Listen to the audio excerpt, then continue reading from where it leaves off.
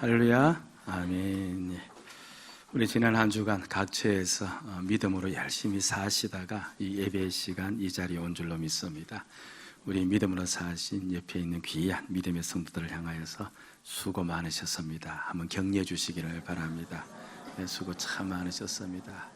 오늘 하나님께서 우리에게 반드시 그냥 돌려보내지 아니하시고 은혜로 채워줄 줄로 믿습니다. 아멘. 지난 연말에도 그랬던 것처럼 우리가 앞으로 4주간 우리 믿음 생활에 있어서 반드시 있어야 될 것, 반드시 지켜야 할 것 4가지를 살펴보려고 합니다. 주일, 예배, 그 다음 봉사, 10의 1조, 이 4가지. 이 중에서도 오늘은 먼저 예배에 대해서 우리가 한번 알아보도록 하겠습니다. 특별히 또 예배에 대해서 같이 말씀을 나누고자 하는데 어떠한 예배 시간에는요 전면을 응시해 주셔야 됩니다. 뚫어져라 쳐다보셔야 되어져요. 자칫 잘못하면 정신이 또 이렇게 나갈 수도 있고 말씀이 안 들을 수도 있으니까 저와 여러분들이 힘을 다 쏟아서 말씀에 집중해 주시기를 제가 먼저 부탁을 드립니다. 아멘. 예배는 우리 신앙생활의 핵심이죠. 10계명 중 첫 번째 계명이 나 외에 다른 신을 두지 말라는 겁니다. 그러면서 그 다음에 이제 어떤 내용이 나오느냐 하니까 그것만 있는 것이 아니고요. 더 많은 부분이 있는데 너를 위하여 우상을 만들지 말며, 이렇게 우상에 대한 이야기가 나와요. 그러니까 우상을 만들지도 말고 우상을 섬기지도 말라는 말은 우상에게 무엇을 하지 말라는 말이냐면 우상에게 예배하지 말라는 말이거든요. 그럼 돌려서 이야기하면 나 외에 다른 신을 두지 말라는 말은 오직 누구만 예배하라는 겁니까? 하나님만 예배하라는 것이 첫 번째 계명입니다. 그러면 이 하나님만 예배하라는 첫 번째 계명을 만약 우리가 지키지 못하면은 그다음 두 번째, 세 번째 계명, 모든 계명이 지켜질 수가 없다는 것이죠. 그러니까 하나님께 예배하는 이 예배가 신앙생활의 핵심이다 하는 것을 알 수가 있습니다. 그리고 애굽에서 이스라엘 백성들이 400년 동안 이제 종살이를 하지 않았습니까? 종살이하고 있는 그 이스라엘 백성들을 이제 건져내는데, 이건 죄에서 우리를 건져내시는 그것을 이제 그 사건을 통하여서 보여주는 거죠. 하여튼 종살이하는 우리를 건져내는데 그 400년 동안 애굽에 있던 그들을 모세가 이제 데려 나오는 이유를 밝힐 때 어떤 이유를 이야기하느냐 하니까 출애굽기 8장 27절을 보면 이렇게 기록이 되어져 있어요. 한번 읽어봅시다. 시작. 우리가 사흘 길 중 광야로 들어가서 우리 하나님 여호와께 제사를 드리러 우리에게 명령하시는 대로 하려 하나이다. 그러니까 이 백성들을 끌고 애굽에서 나가야 되는데 왜 나가야 되느냐? 까닭이 무엇이라고 합니까?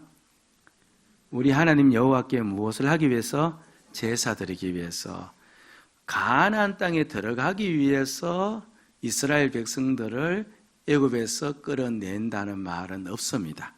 다 하나님을 섬기기 위해서, 광야에서 제사 드리기 위해서, 오늘 우리식으로 이야기하면 무엇하기 위해서입니까? 예배하기 위해서, 그런 말이에요. 그러니까 오늘 우리를 하나님께서 구원하신 까닭도 결국은 목적이 어디에 있다는 겁니까? 하나님께 예배하는 데 있다는 겁니다. 그러니까 예배가 소홀히 되어지면은 믿음이 무너져요. 그래서 우리는 예배를 내 인생의 가장 중요한 시간으로 놓으셔야 됩니다. 아멘. 한번 따라합시다. 예배는 내 인생의 가장 중요한 시간이다. 다시 한번 시작. 예배는 내 인생의 가장 중요한 시간이다 하는 겁니다. 자, 그런데 예배를 드려도 이 바른 예배를 드려야 돼요. 악기 연습할 때 그 잘못된 습관을 고치지 않고 계속 연습하면 실력이 계속 느는 것이 아니라 어느 정도 가서 멈춰지고 그 잘못된 습관이 결국 실력 향상을 방해를 하지 않습니까? 우리가 바르지 못한 예배를 드리면 결국 우리가 하나님으로부터 받는 은혜의 걸림돌이 되어져요. 예배 시간에 참석한다고 해서 다 예배가 되는 건 아니에요.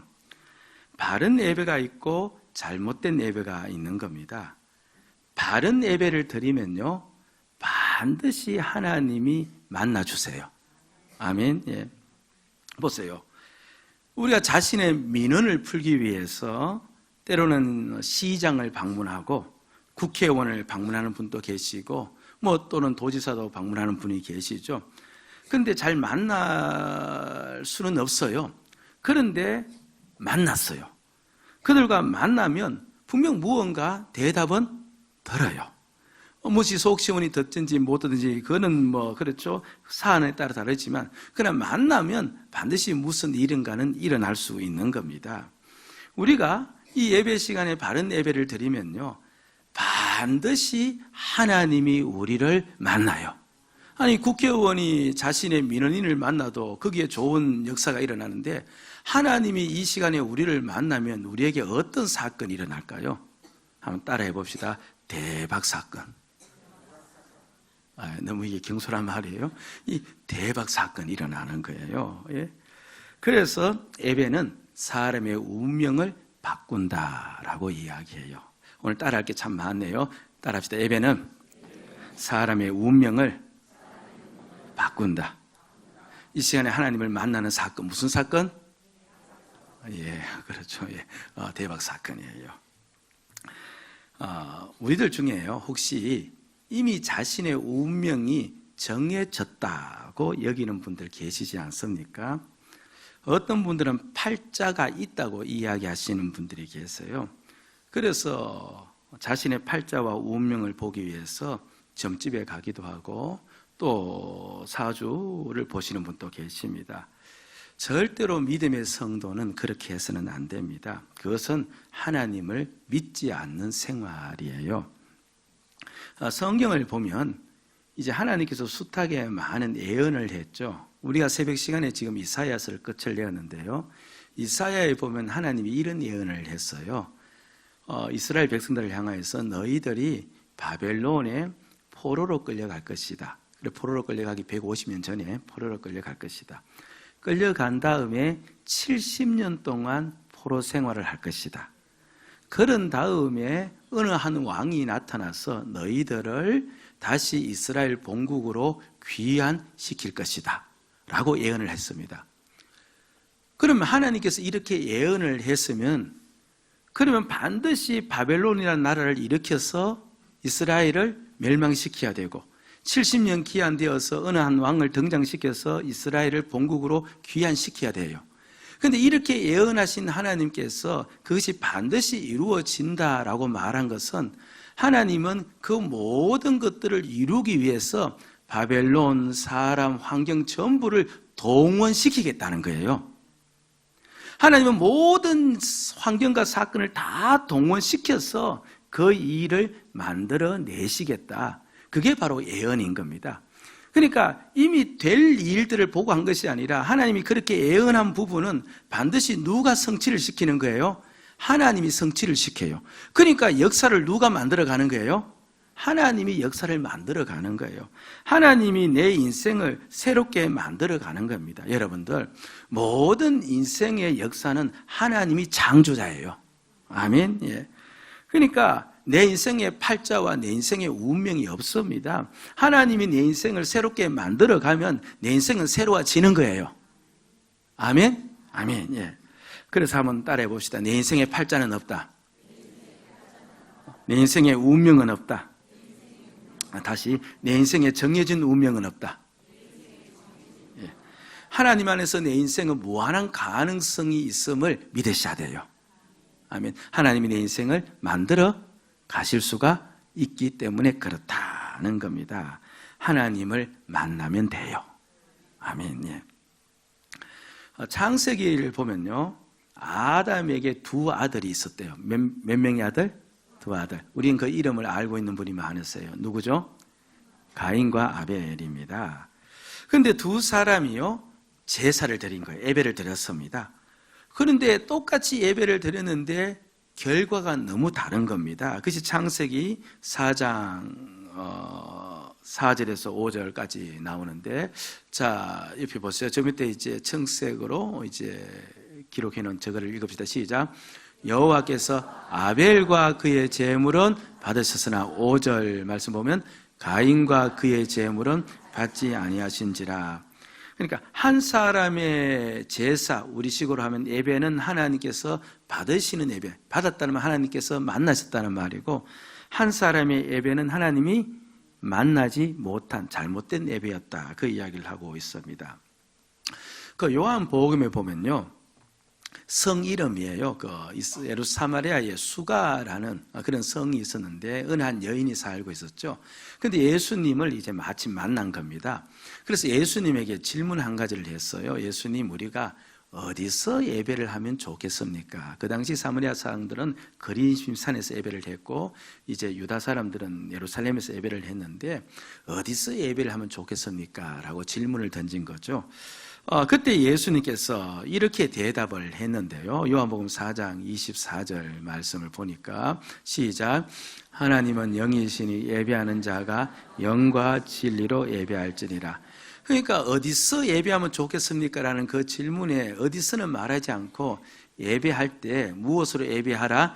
영과 진리로 예배하라. 요거를요, 그냥 우리말로 그대로 직역을 하면 영 안에서 진리 안에서 예배해야 된다, 이 말입니다.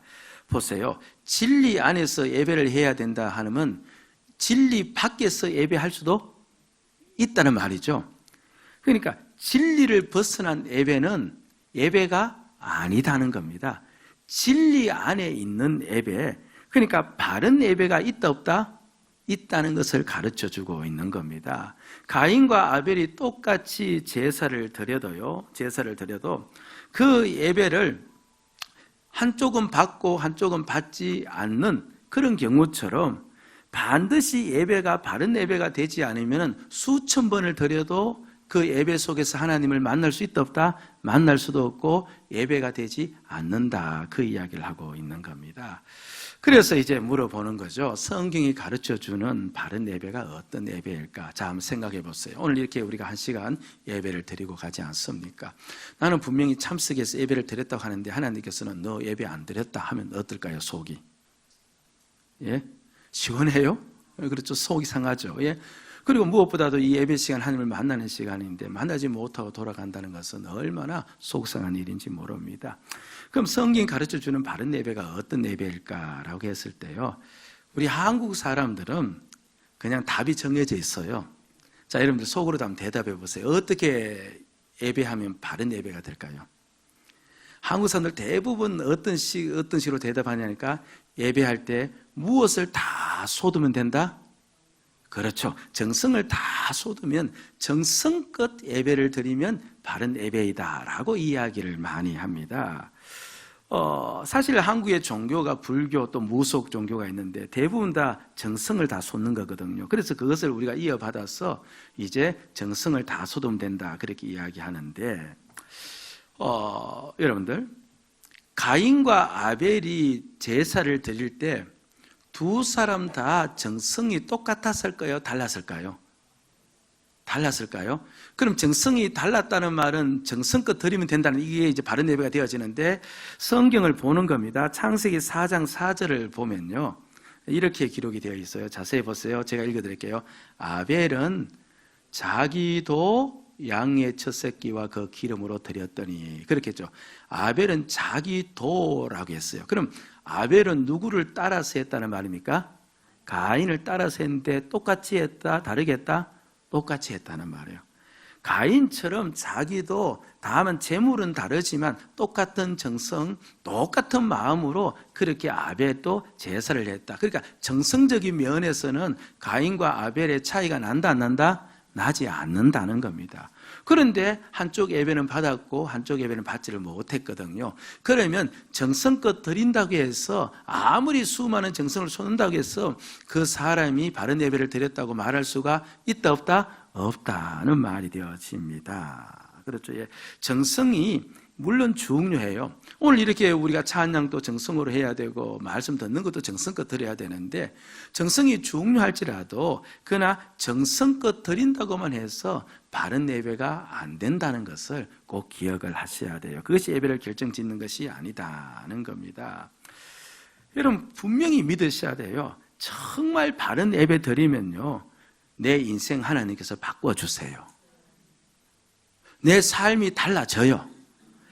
예배만 바르게 드려도요, 우리 안에 변화가 일어나요. 예. 그래서 성경에서 참된 예배를 드리는 것을 이제 우리가 보아야 되는데, 근데 놀랍게도 성경에는 참된 예배를 드리는 모습을 찍어 놓은 게 있어요. 정말 참된 예배는 이렇게 드려야 된다라고 실제로 예배 드리는 장면을 찰칵 찍어서 우리에게 보여준, 실물을 우리에게 보여준 그와 같은 장이 있어요. 그게 바로 우리가 읽었던 본문 내용입니다. 이 본문에는요, 하나님의 보호자가 하늘에 있는데, 그렇게 밑에 요한이라는 사도가 하나님이 이제 눈을 열게 해주어서 환상을 보는 겁니다. 환상을 보니까 하늘이 열리고, 환상 중에서 하나님의 보호자가 계시고 그 옆에 장로들도 수없이 많은 천사들이 있는데, 그들이 이제 예배드리는 장면이에요. 그러니까 하늘에서 예배드리는 장면이니까 그 예배는 완전히 참된 예배죠. 거기는 거짓이 전혀 없고 잘못되지 않는 그런 예배인데, 그 하늘에서 드린 예배를 이제 우리에게 소개시켜주고 예배는 이렇다라고 보여주고 있는 겁니다. 자, 보시기 바랍니다. 이제 어떻게 예배를 드리는지. 자, 11절 말씀을 갑니다. 같이 한번 크게 읽어봅시다. 시작. 내가 또 보고 들으며 보호자와 생물들과 장로들을 둘러선 많은 천사가 음성이 있으니 그 수가 만만이요 천천이라. 그렇죠. 예. 그 수가 그렇게 많이 모였는데, 그 다음 12절 보니까 시작. 큰 음성으로 이르되 죽임을 당하신 어린 양은 능력과 부와 지혜와 힘과 존귀와 영광과 찬송을 받으시기에 합당하도다 하더라. 무슨 말씀인지는 잘 이해를 안 되죠. 그러나 여하튼 예배를 드리는데요, 잡으세요. 예배를 드리는 장면인데 이들이 큰 음성으로 외치는데, 죽임을 당하신 어린 양은, 그런 다음에 그가 찬송 받으시기에 합당하다, 그렇게 이야기했거든요. 자, 저를 보세요. 죽임 당하신 어린 양은 찬송과 영광을 받기에 합당하다, 이렇게 이제 모든 거기에 모여있는 자들이 소리를 치는 겁니다. 죽임 당하신 어린 양은 누구를 가리키는 말이죠? 그렇죠. 우리를 대신해 죽으신 예수 그리스도를 가리킵니다. 그 예수 그리스도가 찬송받기에 합당하다, 그렇게 이야기를 하죠. 가만히 보세요. 누구를 지금 예배하고 누구를 지금 높이고 있는 거예요? 누구를 높이고 있어요? 예수 그리스도, 예수님을 높이고 있는 거예요. 예수님을 높이고 있는 겁니다. 그런데 거기에 하나님이 계시다 안 계시다? 하나님이 계신 겁니다. 그러니까 예배가 무엇냐 하면요, 이게 실제 예배의 모습이거든요. 예배가 무엇냐니까 하나님 아버지 앞에서 예수님을 높이는 걸 예배라고 하는 거예요. 아멘? 오늘 잘 들으셔야 돼요. 그러니까 이게 이렇게 앞으로 우리가 예배를 드리면요, 우리가 완전히 다른 삶 살 수 있어요. 좀 믿어주세요. 예. 그러니까 예배는 하나님 앞에서 누구를 높이는 것이다? 예수님을 높여드린 것이다. 따라합시다. 예배는 하나님 앞에서 예수님을 높여드리는 것이다. 이게 너무 중요하니까 우리 가슴팍에 확 새겨져야 되거든요. 그래서 다시 한번 시작. 예배는 하나님 앞에서 예수님을 높여드리는 것이다 하는 겁니다. 그러니까 먼저 꼭 기억해야 될 것은요, 예배는 높여드린다고 했으니까 예배는 드리는 거예요.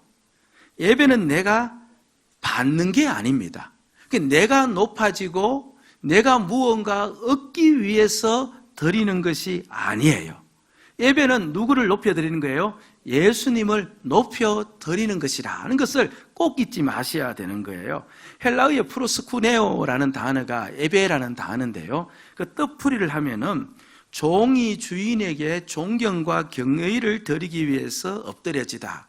종이 주인을 높이기 위해서 바짝 엎드리는 것, 그게 바로 예배다, 그렇게 이야기해요. 한자도 마찬가지예요. 한자 예배는요, 예자가 예절 예자에, 그 다음에 배자가 꿇을 배자예요. 그래서 무릎 꿇어서, 그렇죠, 상대방에게 존경을 뜻하는 것, 무릎 꿇어서 상대방을 높이는 것, 이게 바로 예배이다라고 한자도 설명하고 있는데, 그러니까 예수 그리스도를 높여 드리는 것, 그러면 예수 그리스도를 높여 드리지 못하면 우리는 예배가 된다 안 된다? 안 된다는 겁니다. 우리가 이 예배 시간 나올 때 이런 분이 계시잖아요. 아이고, 그래, 예배는 드려야 돼. 가서 내가 좀 위로를 받아야 돼. 그래, 내가 지금 문제가 많으니까 내가 예배 드리면서 좀 문제 해결 받아야 돼. 그리고 우리 가정이 너무 힘드니까 예배 드리면서 내 마음속에 평강이 좀 와야 돼. 그래서 위로받고 문제 해결 받고 싶고, 그래서 무언가 평강 얻고 싶어. 그래서 우리가 이 자리에 올 수 있어요, 없어요? 올 수 있는 겁니다. 자, 가만히 생각해 보세요. 오늘 이 자리에 앉아있는 목적이 내가 좀 평강을 받고 내 문제 좀 해결받고 내가 무언가 좀 잘 되어지고, 그렇게 내가 앉아있다면은, 그럼 누가 나에게 예배를 해야 돼요? 누가 나를 높여야 돼요? 예? 하나님이 나를 높여야 되는 거예요. 그럼 내가 예배자가 아니고 나는 뭡니까? 예배를 받는 자가 되는 거예요. 그러니까 예배는요, 내가 무엇을 받기 위해서 오면 안 되는 거예요. 서운하시죠? 무언가 이게 조금 마음에 안 와닿죠? 주기만 준다니까 뭔가 받고 가야 되는데 별로 느낌이 없어요? 예? 이렇습니다. 이제 부모님 생신이어서 이제 자녀들이 이제 가서 좀 식사도 맛있게 사드리고, 그리고 선물도 좀 해드리고, 이렇게 이제 갑니다.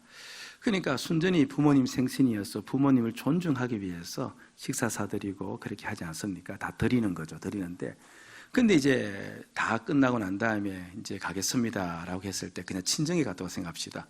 그럼 친정 부모가 그렇게 가는 자녀들 그냥 돌려보내지 않고 어떻게 합니까? 또 집에 있는 이것저것 주섬주섬 뭡니까? 담아서 이제 채워서 넣어주는 거죠. 물론 모든 부모가 다 그런 건 아니겠지만서도 그냥 대부분 그렇다 생각하시고 채워주는 겁니다. 그러면 이 자녀들이 부모님 생신 때 찾아뵐 때, 아이고, 이번에는 무엇을 줄까? 그걸 목적으로 찾아갑니까? 물론 받아나와요. 받아오더라도 그걸 목적으로 가는 건 아니고, 어떤 부모님께 좀 대접 잘해드리고 부모님을 좀 높여드리기 위해서 가는 거잖아요. 갔는데 부모님께서 어떻게 하는 겁니까? 그냥 챙겨드리는 거예요. 목적은 챙겨받기 위해서 가는 건 절대로 아니고 부모님께 드리기 위해서 가는 거예요. 마찬가지예요. 우리가 이 시간에 와서 오직 예수님을 높여드리기 위해서 거기에 초점을 맞춰서 예배를 하면 누가 우리를 만나주세요? 하나님께서 우리를 만나주시고 우리에게 은혜를 주시는 거예요. 그 은혜 가운데 마음의 위로도 있고 평강도 있는데, 그런데 그거 받기 위해서 오는 것은 아닌 거예요. 예수님을 높여드리기 위해서 바로 우리가 여기에 왔다는 것, 우리가 잊지를 마셔야 됩니다. 그래서 잊지 않도록 하기 위해서 다시 한번 합니다. 따라합시다. 예배는 하나님 앞에서 예수님을 높여드리는 것이다. 아멘. 매 주일마다 그렇게만 예배하면 팔자 바뀌어져요. 그러면 이제 한 가지 더 물어봐야 돼요. 그럼 높여드린다고 하는데 어떻게 해야 높여드릴까? 이걸 이제 물어보는 거예요. 하나님 찬송을 받으시옵소서, 그렇게 말로만 한다고 우리 예수님이 높여지는 겁니까? 그렇지는 않죠. 그럼 어떻게 높여야 되는가 했을 때요, 먼저는 예수님을 내가 가진 모든 것의 주인으로 인정해 줘야 돼요. 그러니까 내가 소유하고 있는 모든 것의 주인은 누구시다? 예수 그리스도시다. 바로 그것을 이 시간에 인정하는 것, 그것이 바로 예수님을 높여주는 거예요. 여기 말씀에 나오는데 다시 한번 12절을 가보세요. 좀 정신을 우리가 바짝 모아서 말씀을 들었으면 좋겠습니다. 큰 음성으로 이르되 죽임을 당하신 어린 양은, 그 다음에 보세요. 능력과 부와 지혜와 됐어요. 거기까지 하고 그 능력 앞에다가 나에게 주신이라는 말을 넣으면 해석이 쉬워져요. 죽임을 당하신 어린 양은 나에게 주신 무엇과 능력과 나에게 주신 부와 나에게 주신 지혜와 나에게 주신 힘과 나에게 주신 존귀와 나에게 주신 영광과 나에게 주신 찬송을 받으시기에 합당하도다. 그렇게 이야기합니다. 이게 무슨 말이냐 하니까 이래요. 내가 이제 회사를 다녀요. 잘 다닙니다. 그럼 적어도 회사 일을 잘할 수 있는 능력이 나에게 있다 없다? 아니, 능력이 있기 때문에 회사 다니지. 능력 없으면 어떻게 회사 다녀요? 큰 회사든 작은 회사든. 그렇죠? 그러니까 내가 이렇게 회사 잘 다닐 수 있는 그 능력은 누가 나에게 주셨다? 예수 그리스도가 나에게 주셨다. 나에게 주셨다. 왜 그런가 하니까, 그렇죠. 뒤에 가서 설명되겠는데, 여하튼 예수가 나에게 주셨다. 학생이 공부를 좀 합니다. 공부를 좀 해서 성적이 좀 좋아요. 그래서 사람들로부터 칭찬을 들어요.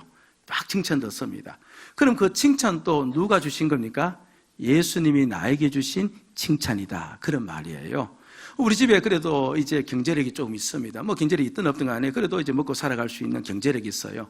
그 경제력도 누가 주신 것이다? 예수 그리스도가 나에게 주신 것이다. 내가 무슨 일을 하면서 일을 잘했어요. 그 사람들이 전부 다 나에게 환호를 보내는 겁니다. 내가 영광을 받은 거잖아요. 그 영광도 누가 나에게 주신 것이다? 예수 그리스도가 나에게 주신 것이다. 그렇게 이야기합니다. 자기가 생각해 보아도 자기가 얼굴 잘생기지 않았습니까? 그렇죠. 그렇죠. 자기가 그걸 보면 스스로 만족하신 분 있지 않습니까? 그 잘생김도 누가 나에게 준 것이다? 예수 그리스도가 나에게 주신 것이다. 그 말입니다. 그렇죠. 예. 그러니까 사실 예수 그리스도가 우리의 주인이세요. 주인이십니다. 이게 무슨 말이냐 하니까요. 원래 우리는 누가 주인이었어요? 우리 자신이 주인이었는데 예수님이 나를 대신해서 죽으심으로 말미암아 주인된 나는 어떻게 되었습니까? 예수님과 함께 죽었죠. 우리 교회는 수도시 많이 듣던 말씀이지 않습니까? 그러니까 더 이상 나의 주인은 내가 아닌 셈이 되어집니다. 그래서 하나님께서는 나를 대신해서 죽으신 예수를 나의 주인으로 하나님께서 인치셨어요. 그것이 사도행전 2장 36절에 나오는데, 사도행전 36절 시작. 그런즉 이스라엘 온 집은 확실히 알지니 너희가 십자가에 못 박은 이 예수를 하나님이 주와 그리스도가 되게 하셨느니라. 그 말입니다. 그러니까 내가 예수를 믿음으로 말미암아 나와 예수 그리스도의 관계가 어떻게 되어지는가 하니까 예수님이 나의 누구시다? 나의 주인이시고 나는 그의 무엇이 되어지는 겁니까? 종이 되어지는 겁니다. 그러면 종이 가진 모든 것은 누구 것입니까? 예, 당연히 주인의 것이죠. 그런데 종이 그것을 자기가 받은 것을 사용을 합니다. 사용하는데 그 모든 사용하는 것도 누구에게 받은 셈이 되어지는 거예요? 주인에게 받은 셈이 되어지는 겁니다. 바로 이 원리예요. 내가 예수를 믿어서 나는 죽었고 예수가 내 주가 되신 이 구원의 은혜를 입었는데, 그렇다면 예수님이 내 주인이라면 그럼 내가 오늘 살아가는 이 경제력도 누구의 것이에요? 주님의 것이고, 그럼 내가 지금 가지고 살아가니까 누구에게 받은 셈이 되어집니까? 주님에게서 받은 셈이 되어지는 겁니다. 내가 지금 능력으로 살아가고 있는데, 나에게 능력이 있는데, 그리고 이 능력도 주님이 나에게 주신 것이 되어지고 주님이 주신 능력으로 내가 살아가는 것이 되어지는 거예요. 그래서 이제 이 예배 때 와서, 여기에 와서 그것을 인정하는 거예요. 주님, 내가 한 주간 회사 일 열심히 하였습니다. 그런데 그 능력도 누구 것입니다? 그렇게 할 수 있는 능력도 주님이 주셨으니 주님의 것입니다. 주님의 것입니다. 내가 한 주 동안 또 그렇게 먹고 살았습니다. 이 경제력도 주님이 주셔서인데 이 주님이 주신 것으로 내가 살았는데 결국 내 모든 경제력도 내 모든 물질도 누구 것입니다? 주님의 것입니다. 아이고 내가 이번 주간 사람들로부터 많이 영광을 받았습니다. 많이 칭찬을 들었습니다. 그런데 이 영광도 주님의 것이니 이 시간 내가 이 영광을 주님의 것이라고 고백을 합니다. 그러니까 이 시간에 와서 내가 받은 모든 것이 주님의 것이라고 인정을 하는 거예요. 이 모든 것이 주님의 것이라 인정할 때 보세요. 자녀가 그렇죠. 머리가 좀 턱출나서 좋은 성적을 거두었어요.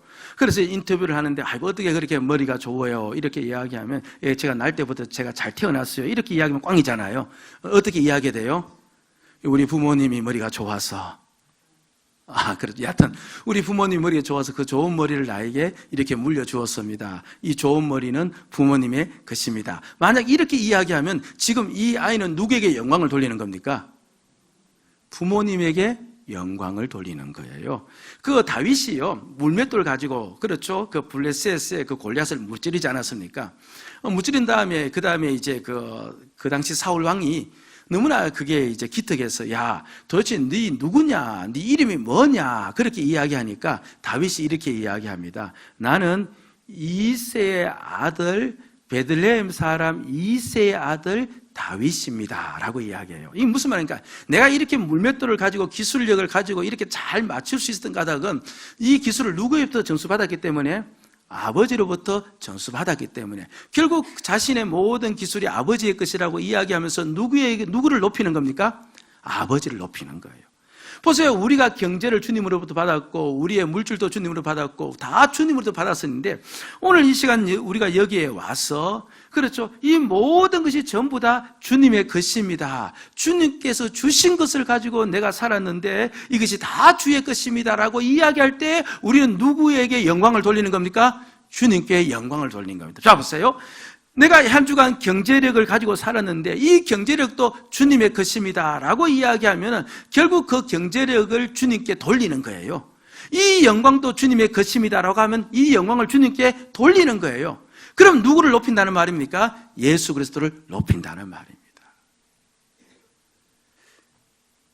지금 반응이 너무 없으니까 제가 지금 이해가 되는지 안 되는지, 이해가 안 되면 저는 특단의 방법을 강구해요. 뭐죠? 다시 돌아가는 겁니다. 지금 무슨 말씀하시는지 이해되어요? 아멘. 예, 그렇습니다. 여러분 정말 그래요. 예수 믿고 주인된 나 죽었어요. 만약 예수 믿었는데도 주인된 내가 살았다는 사람, 그 사람 예수 믿는 사람이 아니에요. 예수가 내 주가 되었어요. 그런 거로 내 가진 모든 것 다 누구 것이에요? 주님의 것이에요. 그럼 내가 지금 사용하고 있는데 누구로부터 받은 셈이 되어져요? 주님께로부터 받은 셈이 되어져요. 그래서 이 시간 내가 그것을 주님으로부터 받아서 사용했습니다. 주님의 것으로 살았습니다. 주님 너무 감사합니다 했을 때 누구를 높이는 거예요? 예수 그리스도를 높이는 것이 되어집니다. 이게 바로 무엇이라는 겁니까? 예배라는 거예요. 예배라는 겁니다. 자, 그러면서 13절을 좀 가봅니다. 13절 또 같이 한번 읽읍시다. 시작. 내가 또 들으니 하늘 위에와 땅 위에와 땅 아래와 바다 위에와 또 그 가운데 모든 피조물이 이르되 보호자에 앉으신 이의 어린 양에게 찬송과 존귀와 세세토록 돌릴지어다. 근데 앞에 있는 12절과 내용이 비슷한 것 같은데요, 이게 좀 다른 내용이에요. 13절 보면 모든 피조물이 이르되 이렇게 이야기해요. 모든 피조물은 지음받은 존재예요. 모든 지음받은 존재가 그렇죠, 이제 어린 양께 찬송을 돌린다 이 말인데 이거는 다른 말이 아닙니다. 그러니까 내가 이렇게 지어졌는데 이 나를 누가 지었다는 거예요? 나를 누가 지었다는 겁니까? 바로 예수 그리스도 주님이 나를 지었다는 겁니다. 그 주님이 나를 구원해서 나를 하나님의 자녀 삼으셨다.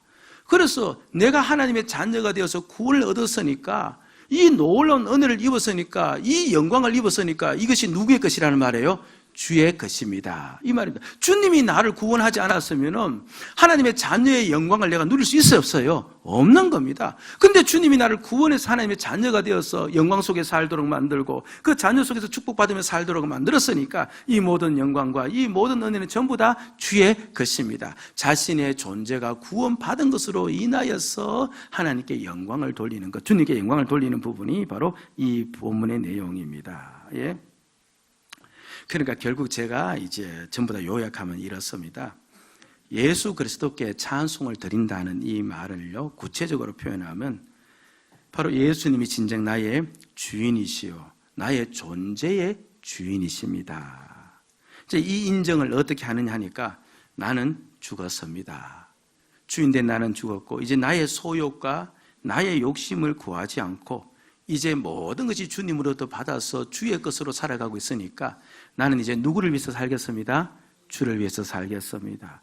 내 마음과 내 뜻을 다해서 주를 위해서 내 모든 물질과 내 모든 몸과 내 모든 시간을 다해서, 이게 원래 누구의 것이니까? 주의 것이니까. 그래서 내가 이제부터 주를 위해서 살겠습니다 라고 이 시간에 고백하면서 찬송하고, 고백하면서 기도하고, 고백하면서 말씀 듣고, 고백하면서 이 예배 시간을 보낼 때 그 예배가 누구를 높이는 예배예요? 예수 그리스도를 높이는 예배예요. 그 예배가 참된 예배가 되어지고 그 예배 속에서 누구를 만난다는 겁니까? 하나님 아버지를 만날 수가 있다, 이 말을 하고 있는 겁니다. 성경에요, 이제 야곱이란 이제 사람이 나오는데 이 말만 하고 제가 기도했으면 좋겠어요. 야곱의 아들들이 12명이에요. 그런데 이제 이 아들들이 그 당시 이제 세겜이라는 성이 있었는데 그 세겜이라는 성 안에 남자들을 전부 다 죽여버리는 그런 끔찍한 일들을 행해요. 그러니까 나름의 계략을 짜서 그렇게 행한 겁니다. 물론 세겜 성도 잘못한 것이 있지만 그 잘못한 것으로 인하여 그 12아들들이 성에 있는 남자들을 전부 다 죽인 것, 이것 또한 해서는 안 될 일을 그렇게 벌여버린 겁니다. 큰 살인사건이 일어났죠. 그런데 아버지가 야곱인데요, 그때 아들들이 세겜성 남자들을 죽일 때 잊지 않았어요. 죽였는지도 몰랐어요. 그런데 이제 어디를 다녀오니까 아들들이 이야기를 하는 게 전부 다 죽였대요. 인생을 모질게 산 야곱이기 때문에 벌써부터 무언가 딱 느낌이 오는 겁니다. 이제 우리 큰일 났다.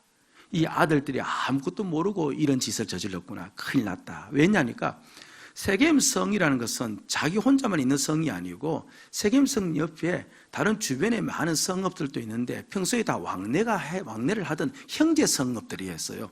그러면 세겜성의 남자들이 전부 다 죽어버리면 옆에 형제같이 지내던 성읍의 사람들은 당연히 어떻게 합니까?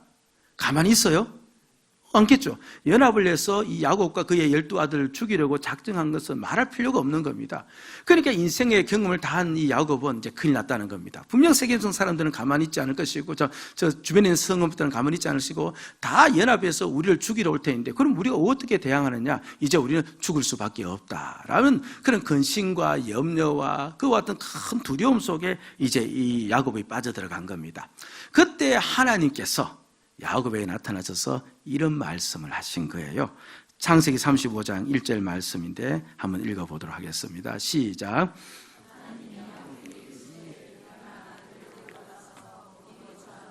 내가 내 형 에서의 낯을 피하며 도망하던 때에 내게 나타났던 하나님께 거기서 제단을 쌓으라 하신. 자 보세요. 야곱에게 나타나서 하나님이 무엇을 명하셨어요? 끝 마무리를 보니까 제단을 쌓아, 우리식으로 이야기하면 뭘 하라? 예배하라는 말이죠. 지금 주변의 성읍이 연합해서 공격을 하면 빠르게 해야 될 일이 대비책을 세워야 되는 거예요. 피신을 시켜야 되는 거예요. 그 적들을 몰려오지 못하도록 막아야 되는 거예요. 그런데 하나님께서는 야곱과 그 12아들들에게 무엇을 하래요? 예배를 드리라, 그렇게 이야기합니다. 예배를 드리래요. 그래서 야곱이 그 말씀에 순종을 해요. 그래서 예배를 드리러 가는데요, 야곱이 드리러 가면서 이런 일을 해요. 이것 때문에 제가 이 말씀을 드리는데 35장 2절 말씀에 보면 읽어보세요. 야곱이 이에 자기 집안 사람과 자기와 함께한 모든 자에게 이르되 너희 중에 있는 이방 신상들을 버리고 자신을 정결하게 하고 너희들의 어복을 바꾸어 입으라. 그러니까 너희 중에 있는 무엇을 다 버려라? 이방 신상이 우상을 가리키는 말입니다. 우상들을 전부 다 버려라. 우상을 몸에 지니고 있었다는 말입니다. 여러분, 우상을 만드는 이유가 어디에 있을까요? 한마디로 누구 잘되게 하기 위해서, 그렇죠, 자기 소원 이뤄달라고, 자기 욕심 이뤄달라고 우상을 만드는 겁니다. 그런데 우상을 전부 다 버리라는 겁니다. 다 버렸어요. 그렇게 예배하러 가면서 무엇을 가지고 가서는 안 된다? 자기 소원 품고 자기 욕심 품고 그것 이루기 위해서 예배의 장소로 가서는 안 된다. 자기 소원과 자기 욕심을 품고 있던 너희는 이미 예수 안에서 죽었다. 너희는 오직 누구를 높이기 위해서?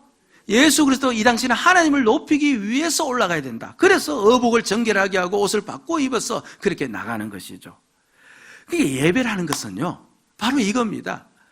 오늘 나에게 소원이 있고 오늘 나에게 목적이 있고 오늘 내가 받아야 될 것이 있지만서도 이건 다 뒤로 하고 나는 오직 이 시간 하나님 안에서 예수 그리스도가 나의 주인이심을 내가 인정하며 고백하며 그 주님을 높이기를 원합니다. 물질 주신 분이 주님이시고 이 물질도 주님의 것입니다. 나에게 건강 주신 분도 주님이시니까 이 건강도 주님의 것입니다. 그러니까 주님을 진정 인정해 주는 거잖아요. 그렇게 인정할 때 우리 주님이 영광을 받는 거예요.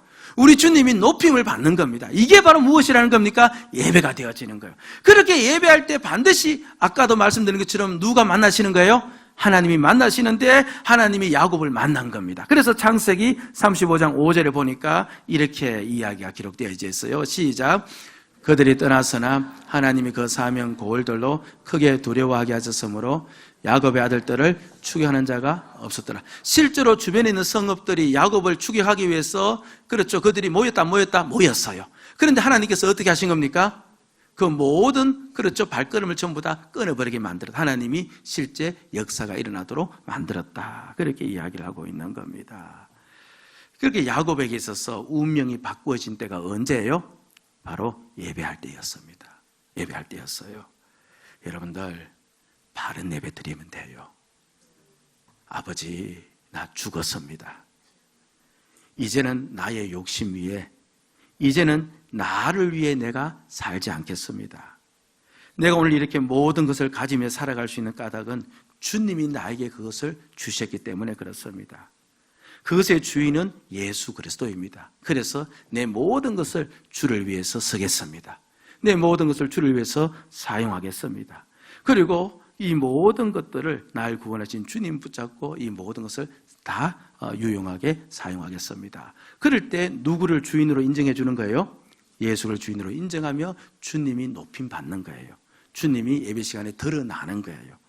여러분들 꼭 그렇게 한번 예배해 보시기 바랍니다. 그런데 좀 두려워요, 안 두려워요?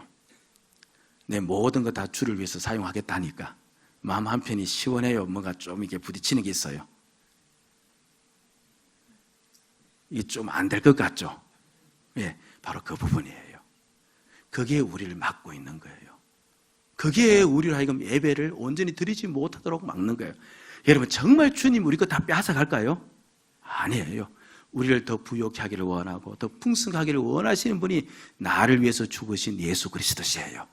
그러니까 그 주를 위해서 내 이제 모든 걸 다 내어놓고 주를 위해서 서겠다고, 이것이 주님의 것이라고 인정하면서 찬송하시고, 인정하면서 기도하시고, 인정하면서 말씀 들으시고, 인정하시면서 헌금하시고, 그러면서 이 예배 시간 드릴 때 하나님께서 만나주시는 복된 시간 될 줄로 믿습니다. 아멘. 기도합시다.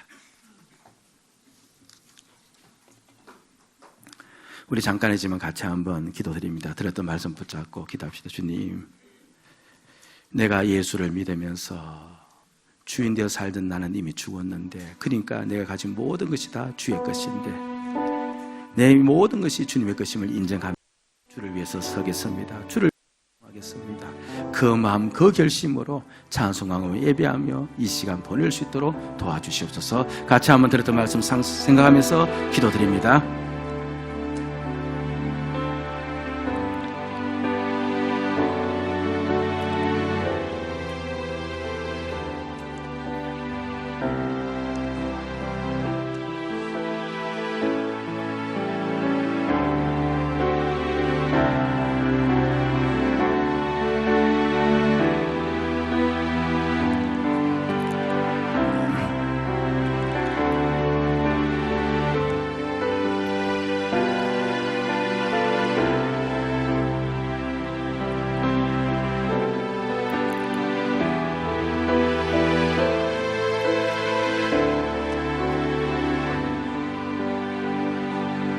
아버지 하나님, 이 시간 은혜를 내려 주어서 말씀을 잘 깨달을 수 있도록 도와주시옵시고, 우리의 예배가 바른 예배가 될 수 있도록, 참된 예배가 될 수 있도록 인도하여 주옵시고, 이 예배를 통해서 매 시간마다 하나님을 만나는 복된 은혜가 반드시 나타날 줄로 믿사옵고 예수님 이름으로 기도드리옵나이다. 아멘.